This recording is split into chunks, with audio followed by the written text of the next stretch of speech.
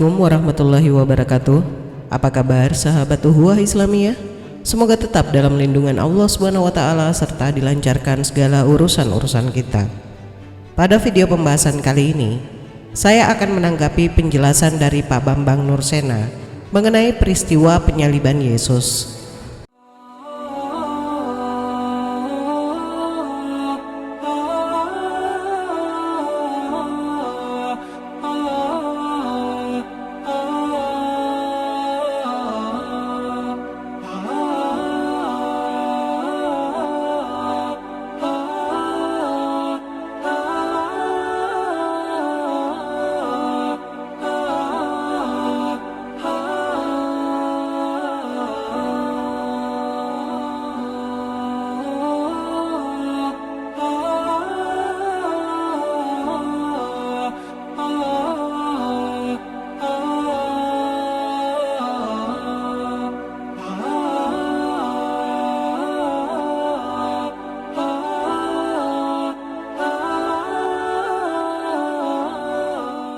Dan tidak lupa pula saya ingin mengucapkan terima kasih yang sebanyak-banyaknya kepada yang telah mendukung channel Esa Raflesa, baik itu dukungan untuk kegiatan Esa di luar konten YouTube dan juga dukungan doa dari semuanya. Semoga Allah SWT membalas semuanya dengan berlipat-lipat. Amin. Nah, bagaimana videonya? Mari kita lihat bersama dan tanggapi poin per poin. Check it out.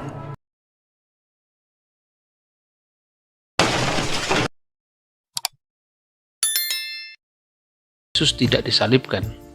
Nabi Isa telah diselamatkan dari palang salib dan orang lain yang diserupakan dengan dia yang disalibkan. Berbagai tafsir menyebut itu adalah Yudas Iskariot, seperti misalnya disebutkan dalam tafsir Muqatil bin Sulaiman.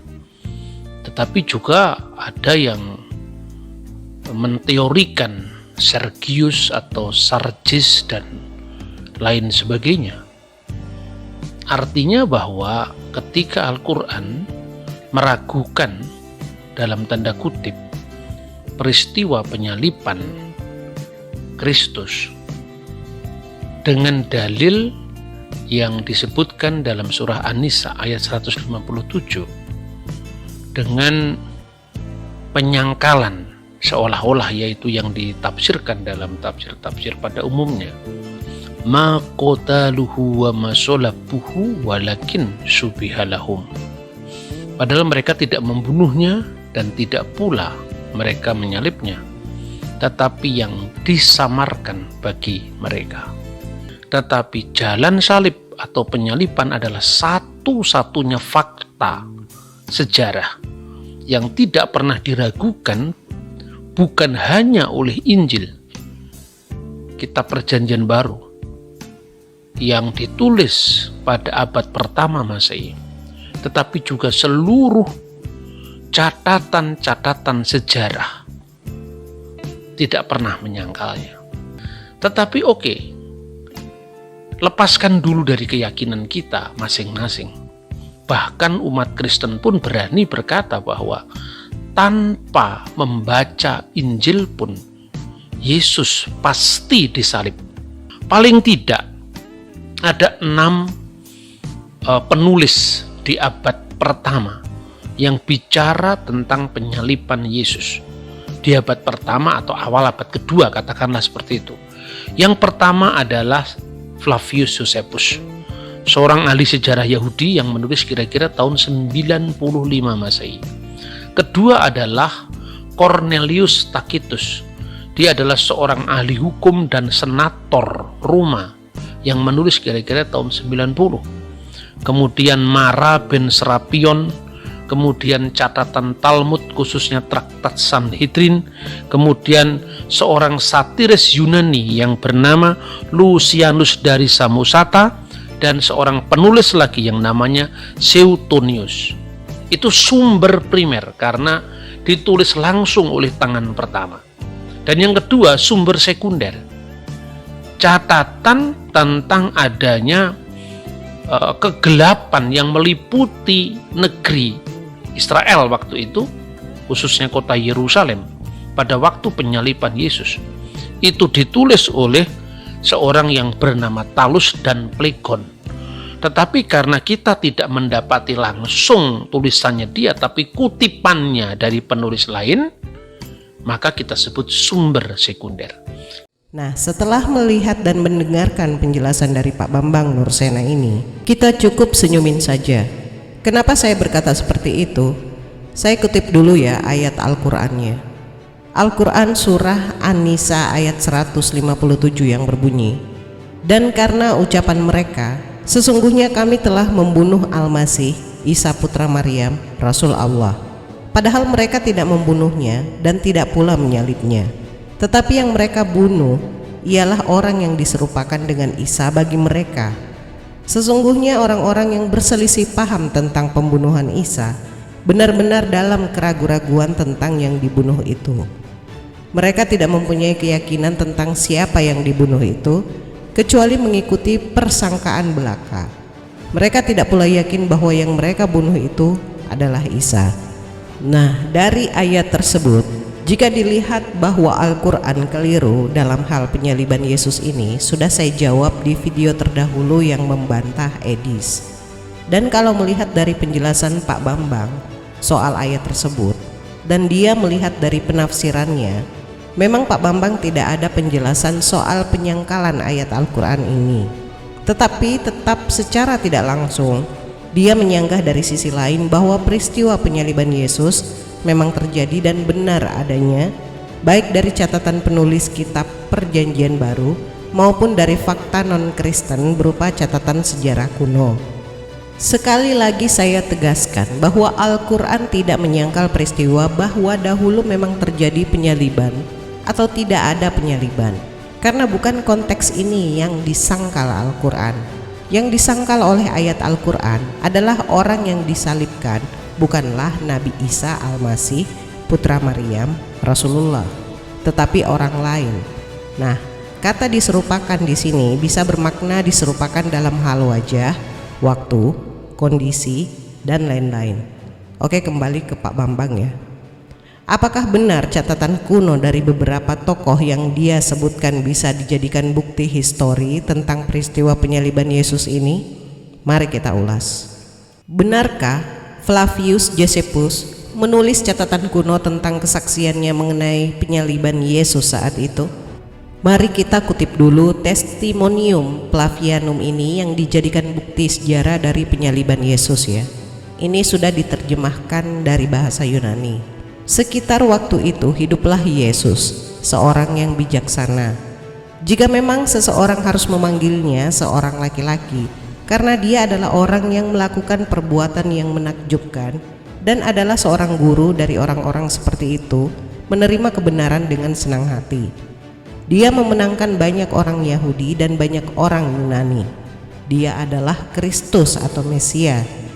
Dan ketika atas tuduhan orang-orang utama di antara kami, Pilatus telah mengutuknya atau menghukumnya di kayu salib. Mereka yang pertama-tama mencintainya tidak berhenti. Dia menampakkan diri kepada mereka, menghabiskan hari ketiga, dipulihkan untuk hidup. Karena para nabi Allah telah menubuatkan hal-hal ini dan 1000 keajaiban lainnya tentang dia. Dan suku orang-orang Kristen yang dinamai menurut namanya sampai hari ini masih belum menghilang. Flavius Josephus dalam Antiquities of the Jews, setelah melihat kutipan Testimonium Flavianum tersebut, saya singkat TF saja ya. Sebagai seorang apologet, tentu kita harus bersikap kritis dan bijak dalam mencari tahu apakah itu benar atau tidak. Fakta yang kita temukan tentang TF ini adalah Flavius Josephus yang terlahir dengan nama Yosef ben Matityahu tahun 37 Masehi atau 7 tahun setelah klaim penyaliban di Yerusalem, provinsi Yudea Romawi, dan wafat tahun 100 Masehi atau 70 tahun setelah klaim penyaliban. Lahir dari ayah keturunan imam Yahudi dan ibu keturunan ningrat dari dinasti Hasmonean. Karyanya yang memuat TF adalah Antiquities of Jews yang ditulis tahun 94 Masehi atau 64 tahun setelah klaim penyaliban. Yosefus adalah keturunan seorang imam besar. Ia dibesarkan di Yerusalem dan dididik bersama saudaranya. Yosefus adalah seorang Yahudi Farisi yang digambarkan dalam Injil-Injil selalu berseteru dengan Yesus.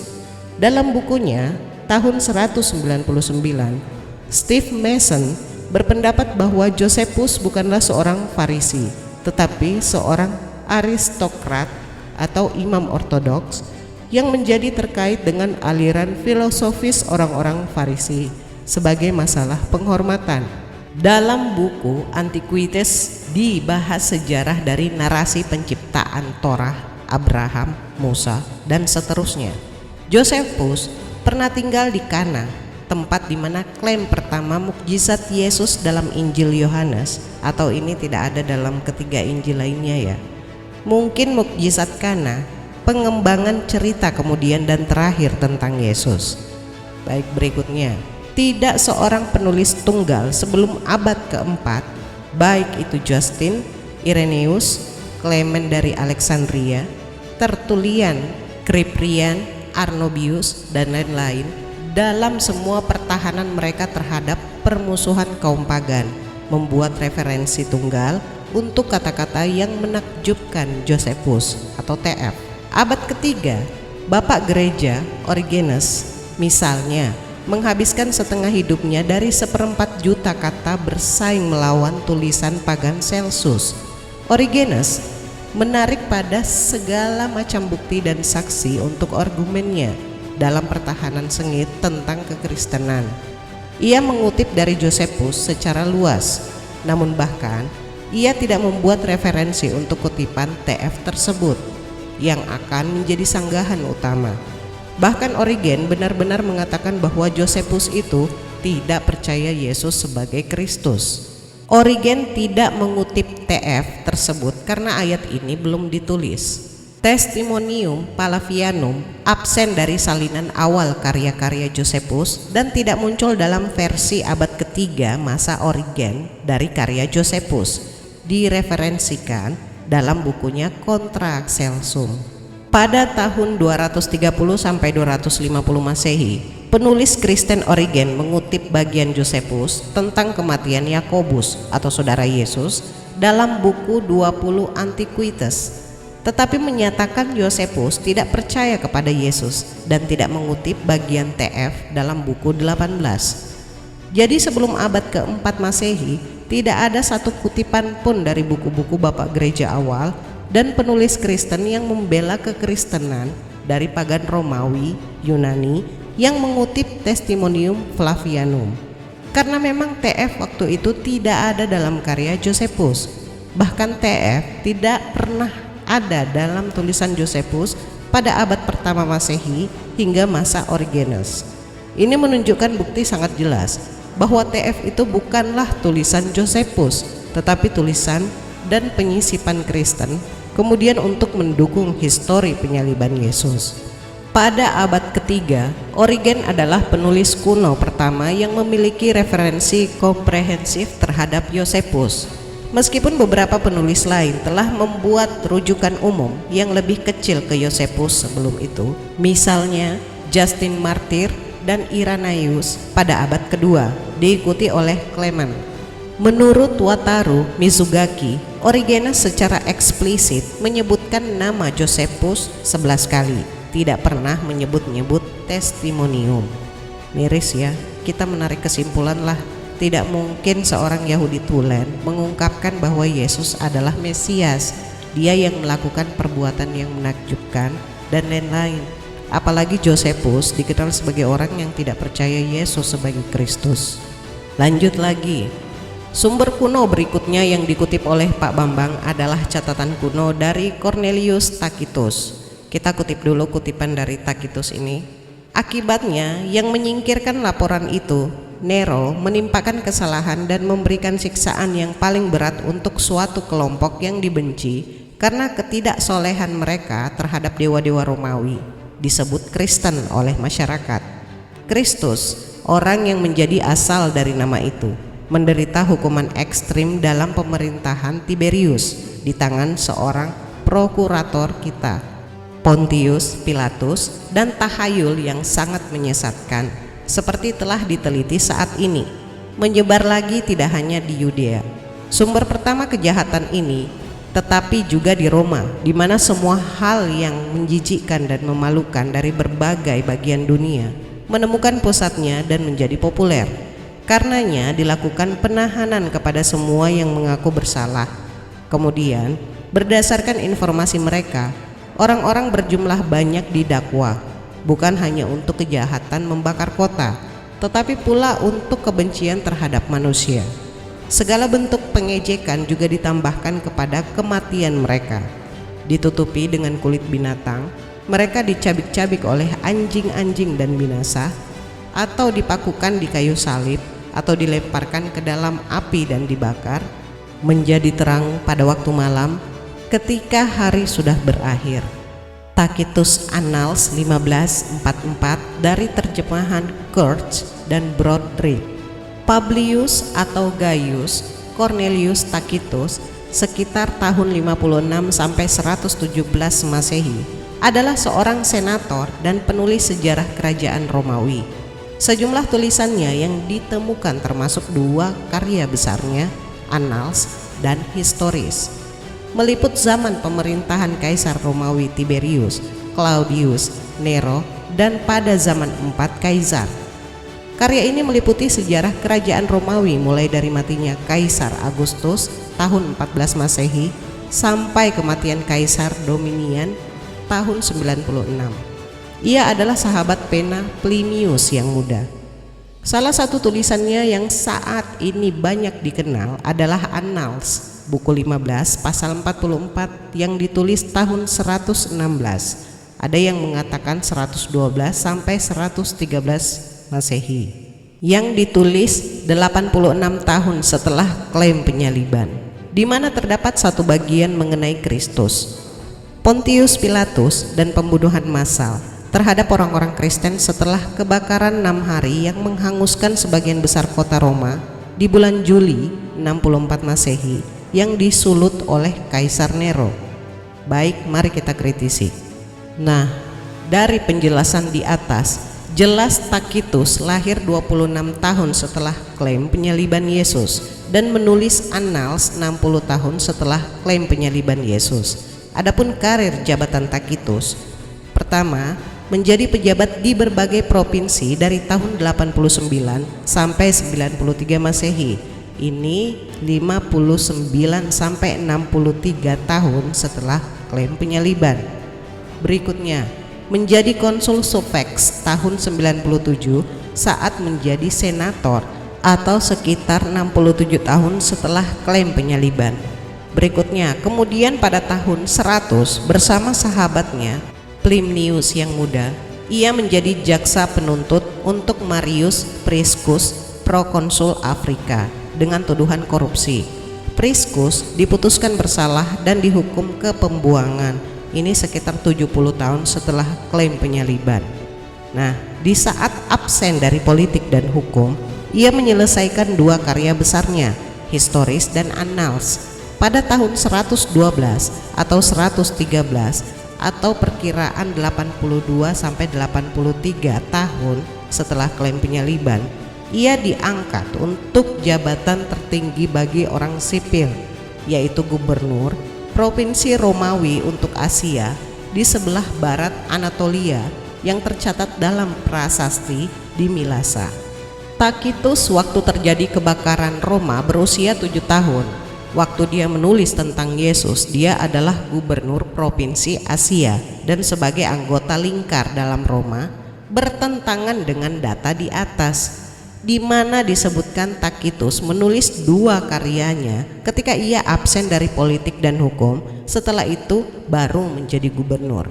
Nah, muncul pertanyaan lagi, dari mana Tacitus mengetahui Yesus disalibkan di masa Pontius Pilatus? Mari kita cek lagi kutipannya. Disebut Kristen oleh masyarakat. Kristus, orang yang menjadi asal dari nama itu, menderita hukuman ekstrim dalam pemerintahan Tiberius di tangan seorang prokurator kita, Pontius Pilatus, dan tahayul yang sangat menyesatkan seperti telah diteliti saat ini, menyebar lagi tidak hanya di Yudea, sumber pertama kejahatan ini, tetapi juga di Roma, by Tacitus. Nah, pengetahuan Tacitus tentang Yesus hanya sepenggal pernyataan di atas. Ini menunjukkan Tacitus tidak memiliki sumber apapun tentang Yesus. Pengetahuannya tentang Yesus sangat-sangat minim. Jika ia mendapat sumber valid, niscaya ia akan menerangkan tentang Yesus lebih dari penggalan kalimat di atas. Nah, ada dua kemungkinan dari mana Tacitus mengetahui Kristus disalibkan di masa Pontius Pilatus. Pertama, Tacitus tinggal di Eropa yang menjadi wilayah Romawi dan dia juga pernah menjadi gubernur Asia. Pada masa akhir abad pertama Masehi, kekristenan Paulus dan gerejanya sudah berkembang di Turki hingga Roma, di Korintus, Kolose, Roma, dan seterusnya.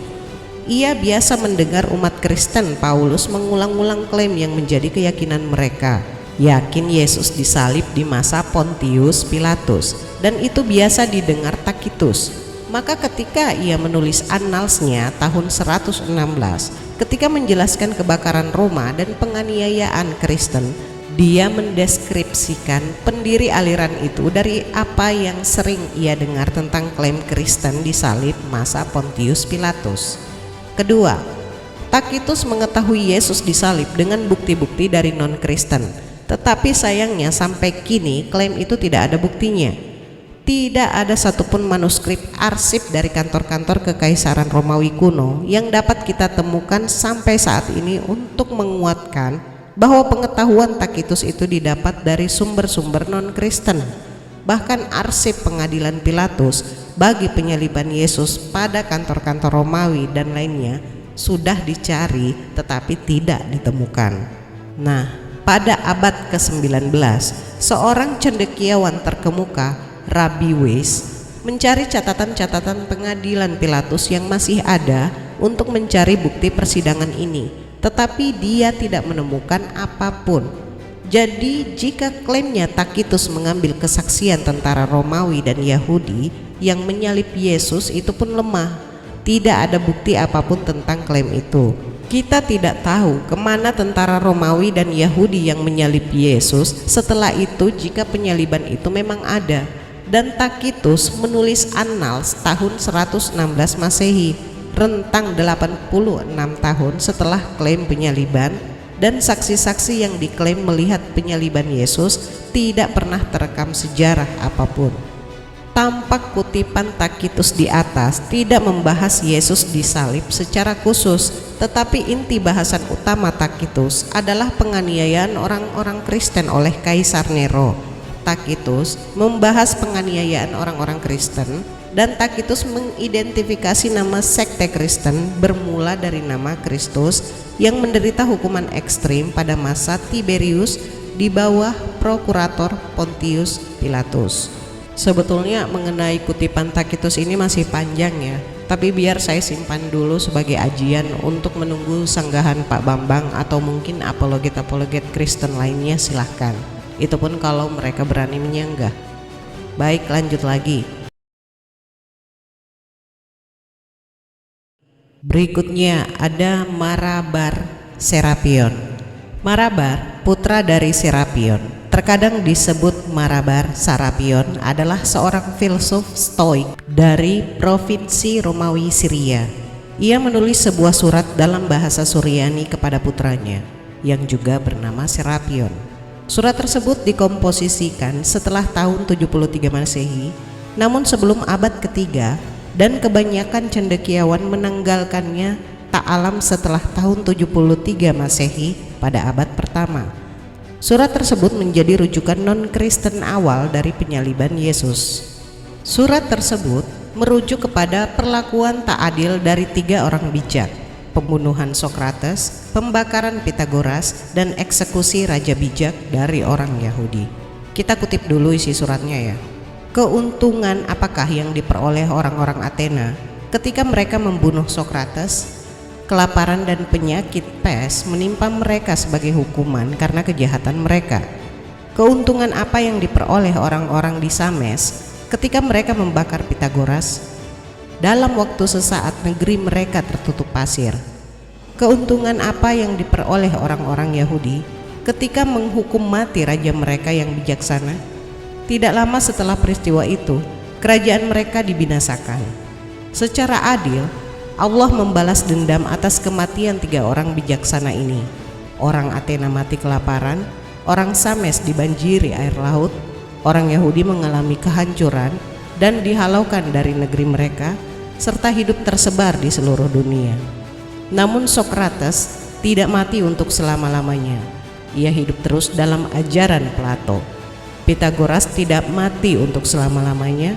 Ia hidup terus dalam patung Hera. Demikian pula raja yang bijaksana itu tidak mati untuk selama-lamanya. Ia hidup terus dalam ajaran yang telah disampaikannya. Surat itu tidak memuat tema-tema Kristen dan penulisnya dianggap sebagai seorang penyembah berhala. Beberapa sarjana melihat referensi untuk eksekusi raja yang bijaksana orang Yahudi sebagai referensi non-Kristen awal untuk Yesus. Kriteria yang mendukung asal non-Kristen surat itu termasuk pengamatan bahwa raja orang Yahudi bukan gelar Kristen, dan premis surat itu bahwa Yesus hidup melalui kebijaksanaannya. Ajaran ini bertentangan dengan konsep Kristen bahwa Yesus terus hidup melalui kebangkitannya. Para sarjana seperti Robert Van Voorst melihat sedikit keraguan bahwa referensi tentang eksekusi raja orang Yahudi adalah tentang kematian Yesus. Lainnya seperti Craig A. Evans melihat nilai kurang dalam surat itu, mengingat tanggal yang tidak pasti dan kemungkinan ambiguitas dalam referensi.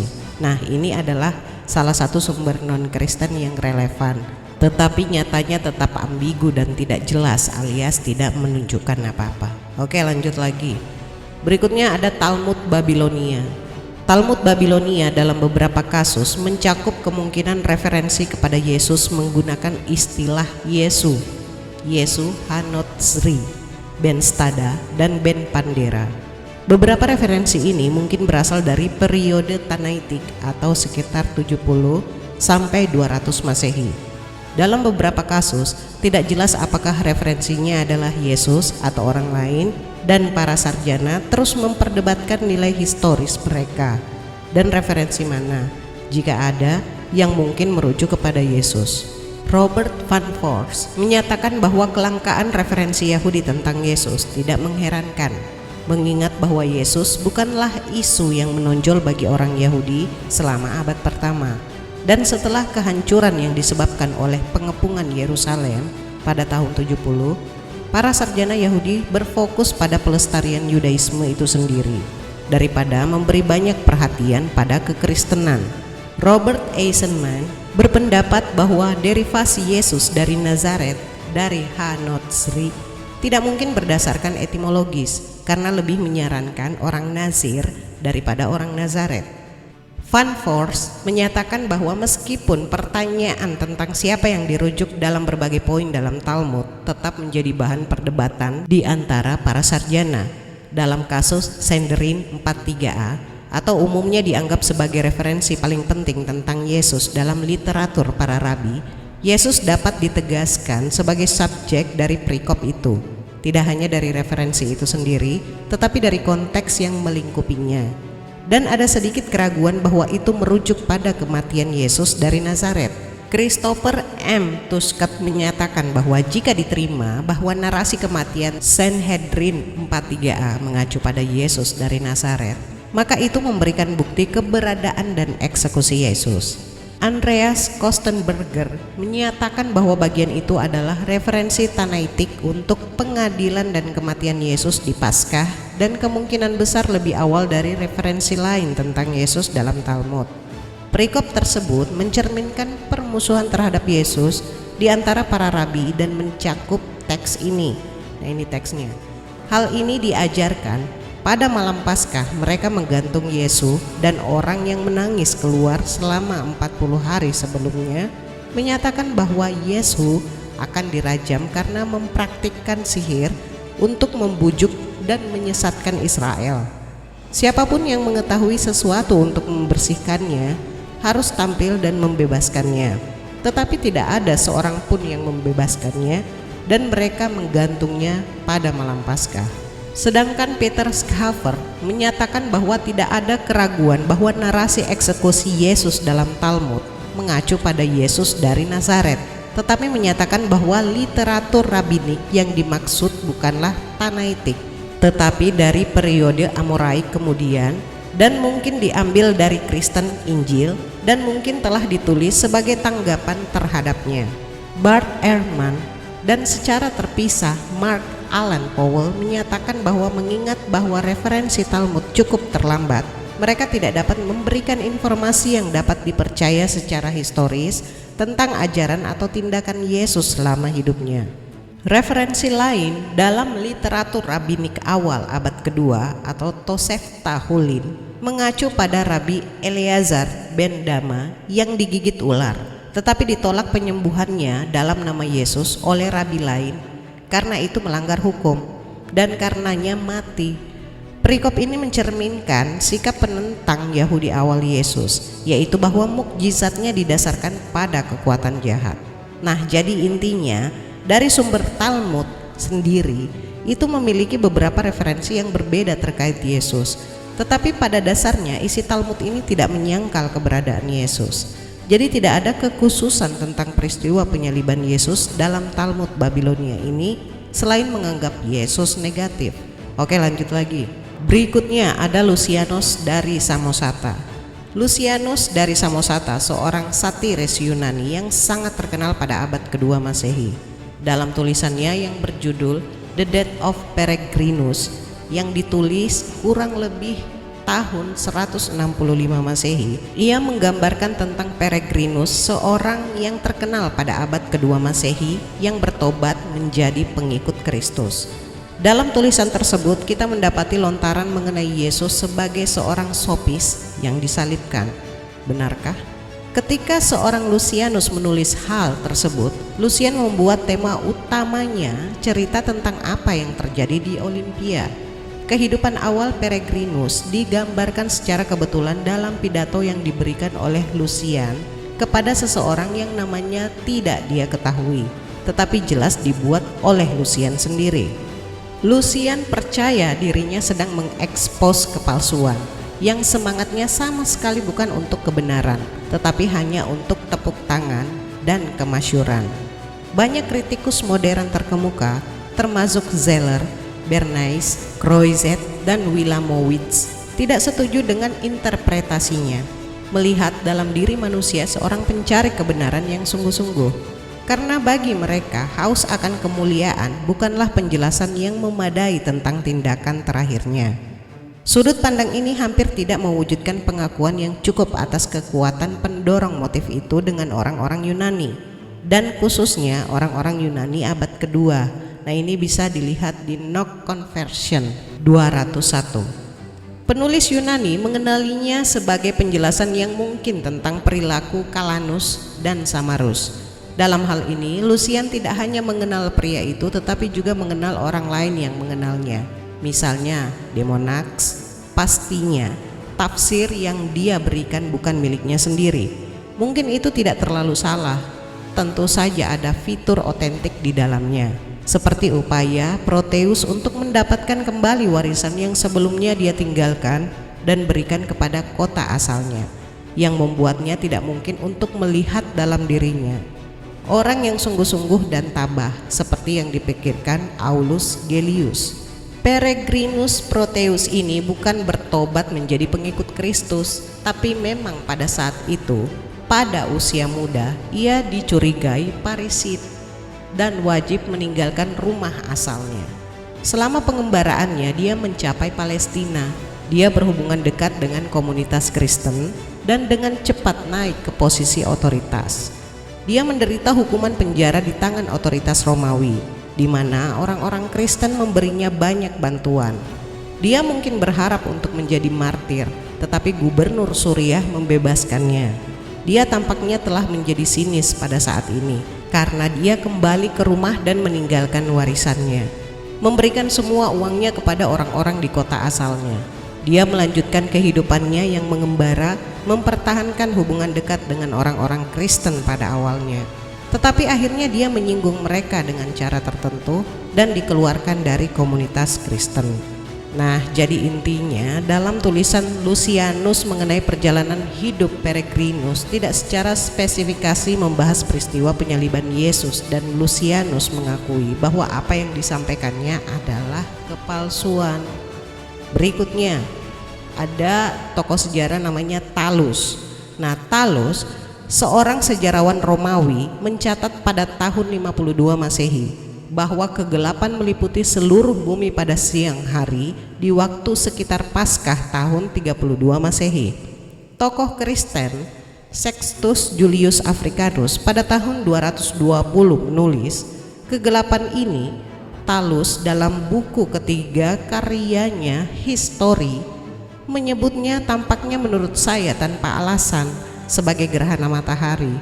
Julius selalu menjelaskan bahwa teori Talus tidak masuk akal karena gerhana matahari tidak dapat terjadi bersamaan dengan bulan purnama yang selalu terjadi pada hari Paskah atau pada 15 Nisan menurut kalender Ibrani, yaitu saat kematian Yesus. Nah, dari kesemua tokoh-tokoh yang disebutkan oleh Pak Bambang ini, tidak ada yang secara detail dan pasti menunjukkan tentang peristiwa penyaliban. Sebagian dari kutipan dan tulisan mereka masih diperdebatkan alias tidak jelas, dan sebagian lagi hanya menunjukkan tokoh Yesus benar-benar ada. Jika seperti itu, apa bedanya dengan yang disebutkan oleh surat An-Nisa ayat 157? Perlu diketahui dan dipahami dalam hal ini bahwa di dalam surat An-Nisa 157 ini tidak pernah menyangkal bahwa di zaman itu ada seorang utusan Tuhan bernama Isa alaihissalam atau Yesus, apalagi peristiwa penyaliban, sama sekali tidak. Tetapi yang disangkal oleh ayat tersebut adalah tokoh yang disalibkan dan dibunuh saat itu. Ayat ini sangat mudah dipahami berdasarkan kriterianya. Apakah yang disalibkan itu adalah Al-Masih, Isa putra Maryam, Rasul Allah? 3 kriteria ini, ingat ya. Kristen mengakui Yesus sebagai 3 kriteria tersebut. Yahudi hanya mengakui Yesus sebagai putra Maryam, sedangkan Romawi hanya mengakui Yesus sebagai orang dari Nazaret. Makanya ayat ini menyebutkan bahwa mereka berselisih paham tentang siapa yang dibunuh dan disalibkan itu, dan tentang peristiwa penyaliban sama sekali tidak ada sumber detail dan lengkap, walaupun itu dari sumber-sumber non-Kristen, sama seperti yang disebutkan oleh Pak Bambang, alias masih ambigu. Selain dalam kitab Perjanjian Baru, itu pun banyak yang kontradiksi ya, mulai dari saksi, jarak penglihatan, waktu, dan lain-lain. Saya rasa cukup ya. Dan nasihat untuk kali ini adalah, jika diibaratkan orang kafir adalah pemain gitar dan kecerdasan adalah senarnya, maka mereka adalah pemain gitar yang memutuskan senarnya. Saya akhiri pembahasan kali ini. Semoga ada hikmah dan pembelajaran yang bisa kita petik. Kurang lebihnya mohon dimaafkan. Akhir kata, Maha benar Allah dengan segala firman-Nya. Allahumma salli ala Sayyidina Muhammad. Wassalamualaikum warahmatullahi wabarakatuh.